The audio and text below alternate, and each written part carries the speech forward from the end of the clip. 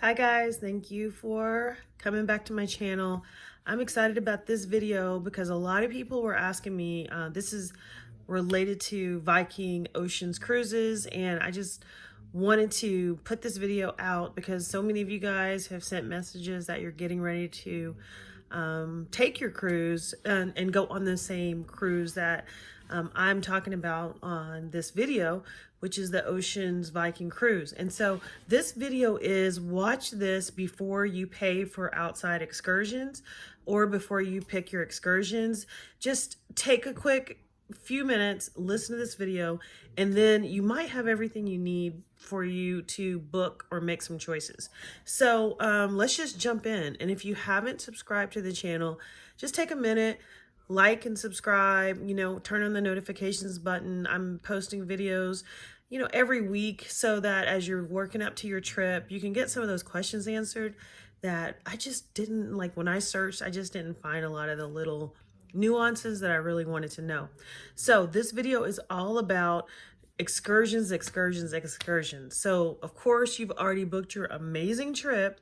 And if that's not enough, you're like, okay, I want to do something else. I need to have some excursions. Do I have enough planned? Do I have enough activity? So I just want to break it down and give you guys some of my tips and thoughts. So for me, I just wanted to say, lay aside any of your fears that you may be bored. Now, I'm going to just tell you, people may not say that. Sorry, I'm about to sneeze. Oh my goodness. So, excuse me. So people may not say that after you've spent all this money, after you've invested in this trip, or maybe you haven't even invested in it yet, and you're thinking, am I going to be bored? Right? So that's a whole nother video, which I'm going to post about, am I going to be bored? I'm going to have to just break that down and tell you guys what my opinion is on that. So subscribe so that when I post that video, you'll be the first to know about it. But this video is about, do I have all of the activities planned that I want to go on, and am I choosing the right ones? So first and foremost, let's talk about the included excursions, and are they worth it? Should you choose those? Or if you subscribe to kind of that feeling like if it's included, it's probably not going to be good, then this is where we are going next. So my perspective and what happened with me is, initially I saw the list of the included excursions and I thought, I'm going to just choose one like every other day and just get a few things on my calendar. I really walked that back, meaning that the minute that I got on the boat, I realized, why wouldn't I go ahead and include all of the included excursions? But let me tell you the reason I didn't do it ahead of time, and let me tell you why it's a tip that I'm going to share with you guys. It's completely okay to book every excursion that's included, even if you cancel. I know, right? Such a small tip, but if you're like me, I thought, well, I don't want to book it if I'm not going to go. I'm not sure what my schedule's going to be. So I was kind of playing it safe. So just right off the bat, there are no penalties. So in case you're looking somewhere like, oh my goodness, let me search, let me find, is there going to be a penalty if I cancel my included excursion? Absolutely not. So right now, hit pause if you'd like. Go ahead and book all of your excursions right now so that you can get that out of the way.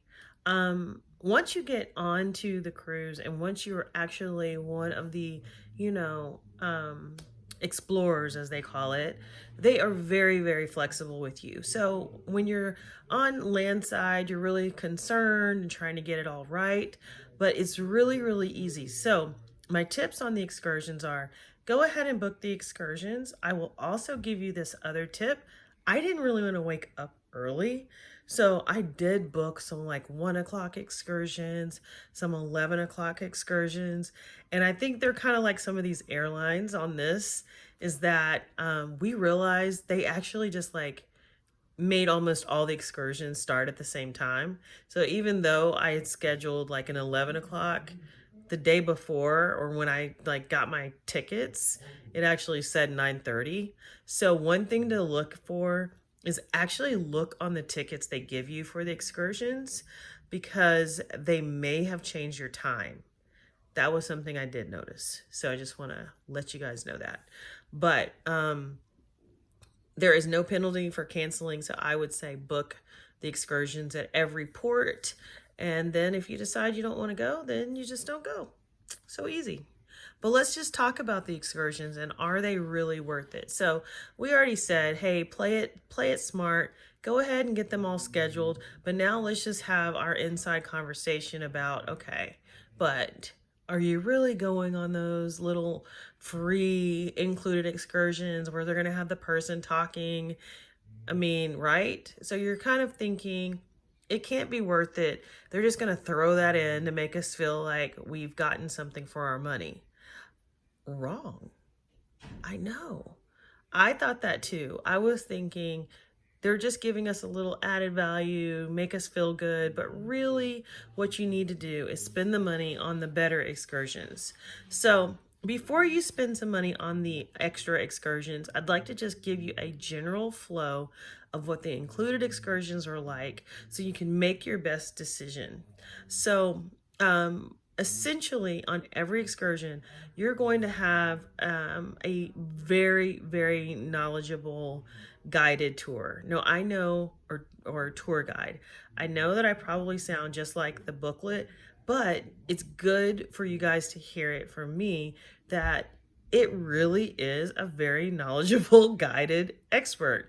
So the way it works is that in your room, you will find like they call it like a box, which is it's your headphone. So you'll see it on your desk or near your mini bar or something like that, and charge that bad boy overnight, because otherwise when you show up for your excursion, you're not going to be able to hear anything, and that's no fun. But what I really like about it is I have always said I'm not an excursion person. I don't like group tours. I don't like to walk with the little flag. I just, I'm not trying to do that. But I was that person for like 9 days. And I really enjoyed it, with a couple of exceptions that I didn't really love. But I'll just tell you about that maybe at the end. So the excursions, what I really like about them is that, one, they include transportation. Two, they are very short from the standpoint of the talking and the guided tour part.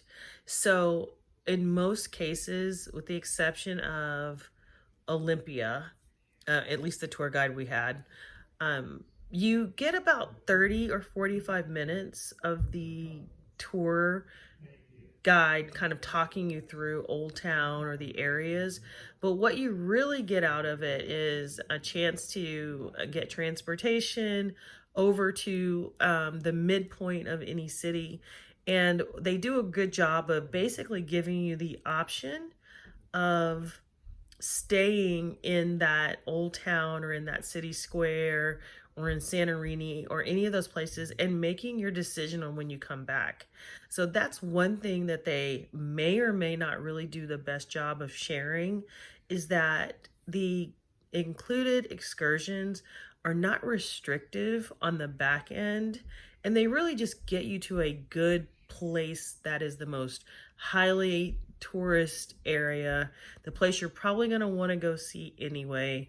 And if you want to cut out and you're no longer interested in what your tour guide is saying, you can essentially just say, okay, thank you, I'll see you guys back, at the bus, or we're gonna stay for another hour or two. So the reason that I really like the excursions was that I'll give you the example of Santorini. So what they don't tell you for the Viking cruise is that you don't actually pull up on the boat anywhere close to land. I know, isn't that crazy? So what's really interesting is that we had to actually get on a boat from our boat and then we got on a bus. So without that included excursion, we would have been responsible for our own transportation to get actually to a good place in Fior in Santorini. So because we had the included excursion, you have the tour guide that's on the bus telling you where you're going the entire time. And then essentially once you get there and you get to the top where you see all those beautiful blue cap, homes and churches, you're on your own. And so overall, I mean, my view on the excursions is that you get a really simple taste of history. You get to find out where you're going. You get a nice transportation to the center of the city.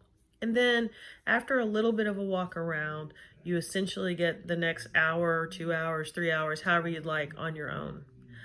So that's really why I think it's an absolute must to do the included excursions. So the other thing about it, if you want to choose to upgrade, I guess, if you want to call it that, and pay for the outside excursions, just a few things that you may want to know. And these are just quick tips from what I've experienced and what some of the folks that we were traveling with experienced. Many of the experiences that you're going to get are going to be really close to where you're already going for the included experience, unless you do something that is like a 2 or 3 hour or 4 hour, like kind of round trip. So I'll give you the example. A friend of ours, they did the wine tasting. They did that in Santorini, and it was just at a restaurant that was also in Santorini. It wasn't like out at a vineyard or anything like that. It was just sampling and wine flights that were in a restaurant in Santorini. So honestly, you could probably just go to the restaurant and not necessarily spend the $150 a person for a wine tasting. But if you really want to do some of the things that take you further out to the countryside, there were some really, really good tours in Montenegro and Dubrovnik that took you into some really unique places. So I would say that there are some occasions when you may want to upgrade and pay for it. But if you do, it doesn't have to be just because you think that the included ones are not going to be a good, solid way to spend your day. So happy traveling. Thanks for listening. Hopefully this helps. And if you have questions or anything that you'd like for me to cover, please leave it in the comments. Thanks.